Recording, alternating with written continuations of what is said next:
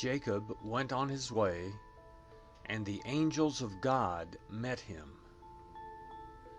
When he saw them, Jacob said, "This is God's army." He called the name of that place Mahanaim. Jacob sent messengers in front of him to Esau, his brother, to the land of Seir, the field of Edom.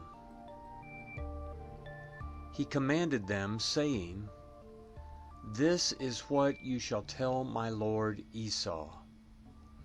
This is what your servant Jacob says. I have lived as a foreigner with Laban, and stayed until now. I have cattle, donkeys, flocks, male servants and female servants. I have sent to tell my lord, that I may find favor in your sight." The messengers returned to Jacob, saying, "We came to your brother Esau. He is coming to meet you, and 400 men are with him." Then Jacob was greatly afraid and was distressed. He divided the people who were with him, along with the flocks, the herds, and the camels, into 2 companies. He said, "If Esau comes to the one company and strikes it, then the company which is left will escape." Jacob said, "God of my father Abraham, and God of my father Isaac, Yahweh, who said to me, 'Return to your country and to your relatives, and I will do you good,' I am not worthy of the least of all the loving kindnesses and of all the truth which you have shown to your servant, for with just my staff I crossed over this Jordan, and now I have become 2 companies. Please deliver me from the hand of my brother, from the hand of Esau, for I fear him, lest he come and strike me and the mothers with the children. You said, 'I will surely do you good, and make your offspring as the sand of the sea, which can't be counted because there are so many.'" He stayed there that night, and took from that which he had with him a present for Esau, his brother, 200 female goats, and 20 male goats, 200 ewes, and 20 rams, 30 milk camels and their colts, 40 cows, 10 bulls, 20 female donkeys, and 10 foals. He delivered them into the hands of his servants, every herd by itself, and said to his servants, "Pass over before me, and put a space between herd and herd."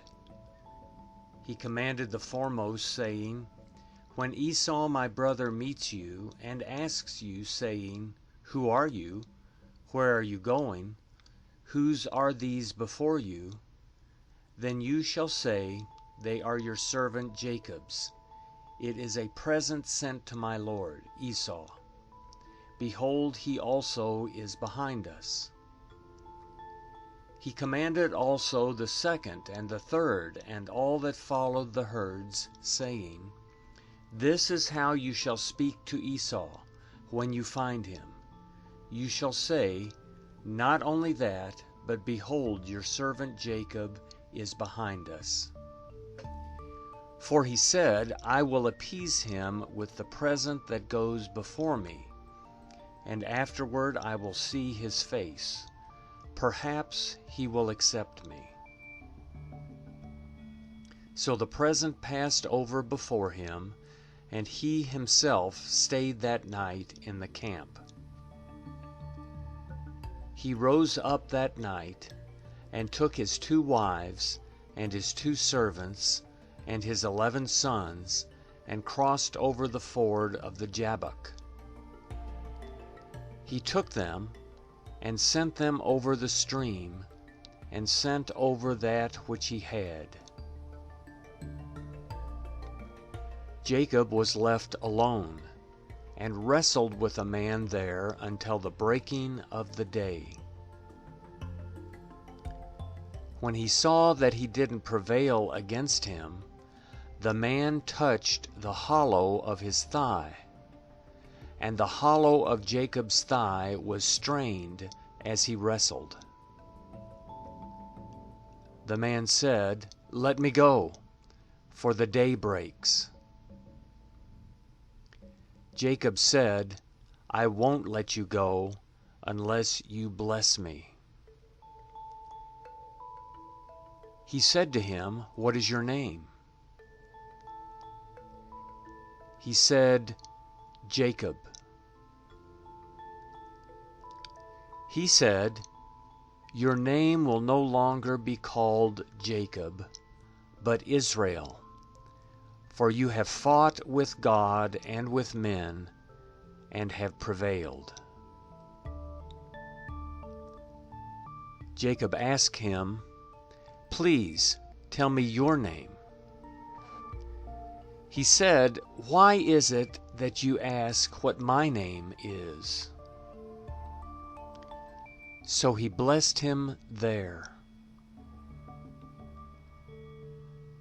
Jacob called the name of the place Peniel, for he said, "I have seen God face to face, and my life is preserved." The sun rose on him as he passed over Peniel, and he limped because of his thigh. Therefore the children of Israel don't eat the sinew of the hip, which is on the hollow of the thigh, to this day, because he touched the hollow of Jacob's thigh in the sinew of the hip.